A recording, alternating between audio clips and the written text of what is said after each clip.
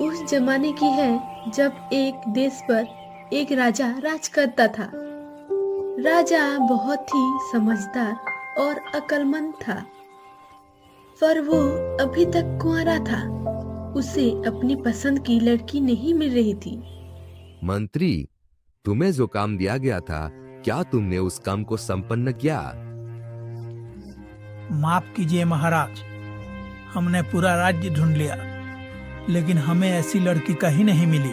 कोई बात नहीं मंत्री, मगर तुम अपनी तलाश को जारी रखो और हो सके तो आसपास के कई और राज्य में ढूंढो। क्या पता हमें हमारी पसंद की पत्नी मिल जाए। राजा चाहता था कि उसकी पत्नी इतनी खूबसूरत हो कि उसे देखकर चांद भी शर्मा जाए, और वो इतनी समझदार हो कि बड़े बड़े विद्वान भी उसके सामने हार जाए।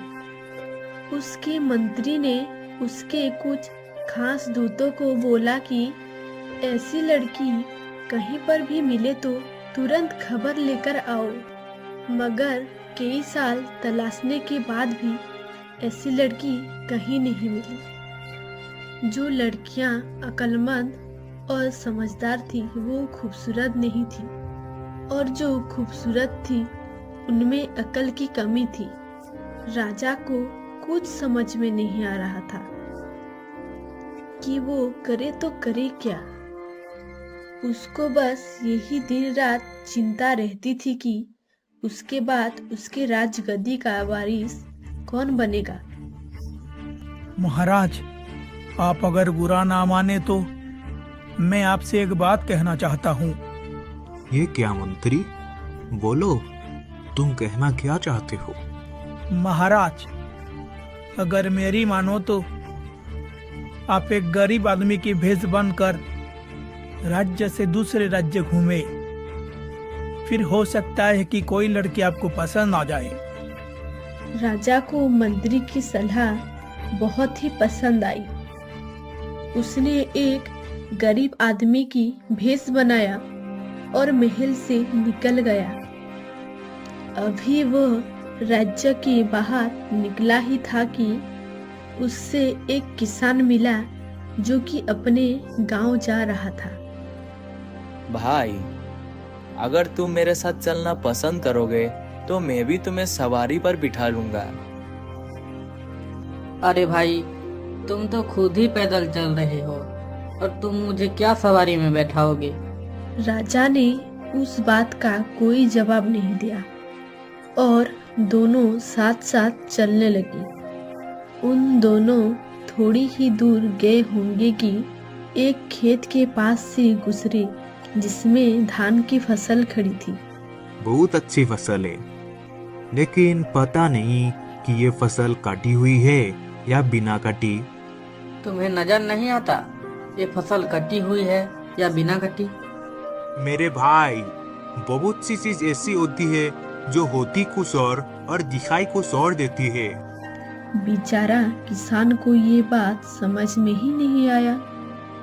वह अभी थोड़ी ही दूर गए होंगे कि सामने से एक अर्थी लिया जा रहा था। लोग एक मुर्दार को शमशान घाट लेकर जा रहे थे। ये आदमी जिंदा है या मुर्दा? तुम्हें दिखाई नहीं देता क्या? अगर ये जिंदा होता तो लोग इसे शमशान घाट क्यों लेकर जाते? तुम्हारा दिमाग शायद खराब है, यानी तुम एक पागल हो। उसके बाद वो आगे बढ़ने लगे।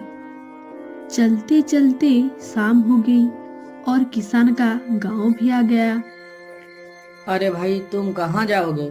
मेरी मंजिल अभी बहुत दूर है, परंतु सोचता हूँ कि सुबह को ही जाओ, क्योंकि मैं थक भी गया हूँ और भूख भी लग रही है। तुम्हारे गांव में कोई सराय तो होगी? किसान ने सोचा, देहाती बहुत मेहमान नवाजी होते हैं।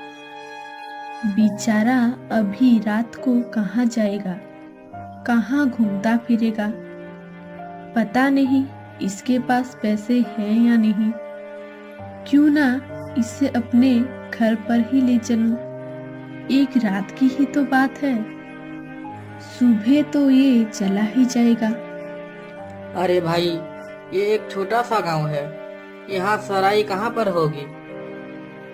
तुम मेरे साथ मेरे घर पर चलो और खाना पीना करके वहीं सो जाना। तुम हमेशा खुश रहो।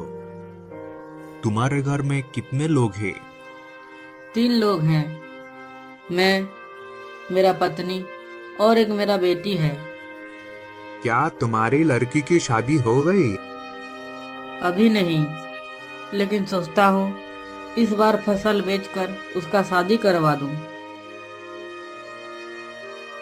इतने में ही वो दोनों किसान के घर पहुंच चुके थे।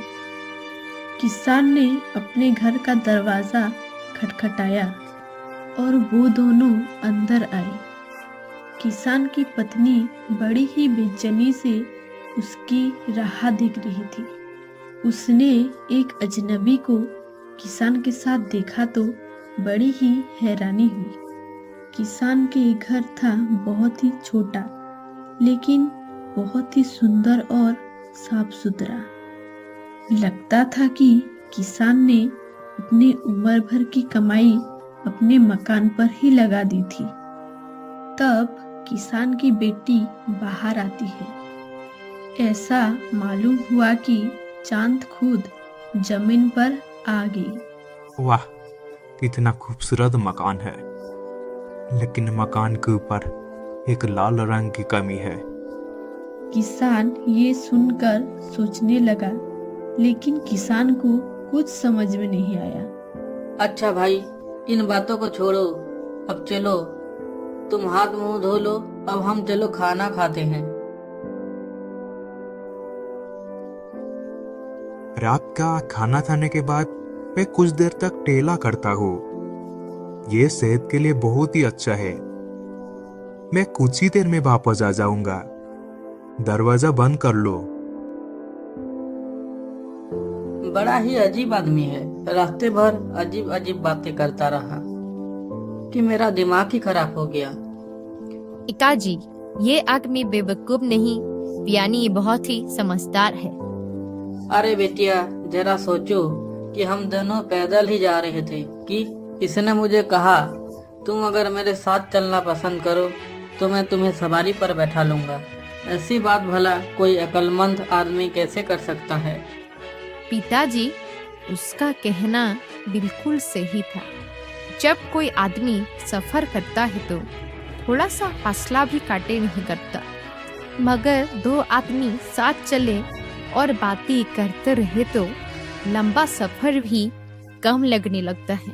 सवारी में बैठने का उसका ही मतलब था कि आओ मेरे साथ बातें करते हुए चलो, तुम्हें थकान महसूस नहीं होगी और तुम यूं समझोगे जैसे सवारी में जा रही हो।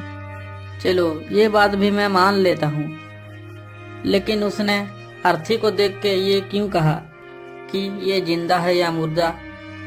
पिताजी, इस बात का भी गहरा मतलब है। अगर कोई बहुत ही अच्छा ईमानदार लोगों की भलाई करने वाला मरता है तो लोग उन्हें मरने के बाद भी याद रखते हैं। वो लोगों की यादों में जिंदा रहता है। लेकिन उसके अलावा जब दूसरे लोग मरते हैं तो लोग उन्हें मरने के बाद भूल जाते हैं।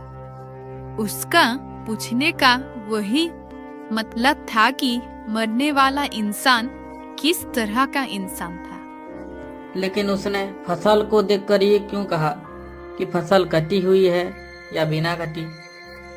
बात यह है पिताजी, कुछ किसान फसल को काटते ही उसे बेच देते हैं। हो सकता है उस मालिक ने उसका फसल बेच दिया हो। इस हालत में तो उस खेत की फसल काट ही चुकी है और उसने फसल का दाम भी वसूल कर चुका है। हो सकता है बिटिया, तुम्हारा ये बात भी ठीक हो, लेकिन उसने मेरे मकान के बारे में ये क्यों कहा। मकान बहुत ही खूबसूरत है, लेकिन इसके ऊपर एक लाल रंग की कमी है। पिताजी, ये बात उसने ये मकान के बारे में नहीं कहा, उसने मेरे बारे में कहा। वो मेरे माथे में सिंदूर का कमी है ये बोल रहा था। मकान मैं हूँ और लाल रंग सिंदूर। उधर राजा असल में सैर करने नहीं गया था। वो तो घर के पीछे ही खड़ा उनकी बातें सुन रहा था। लड़की ने जब अपनी बातें खत्म की, राजा अंदर आया। अरे भाई, तुम तो एक बहुत बड़े विद्वान मालूम होते हो। हम इस राज्य के राजा हैं। आखिरकार हमें जिस तरह की पत्नी चाहिए थी वो हमें मिल चुकी।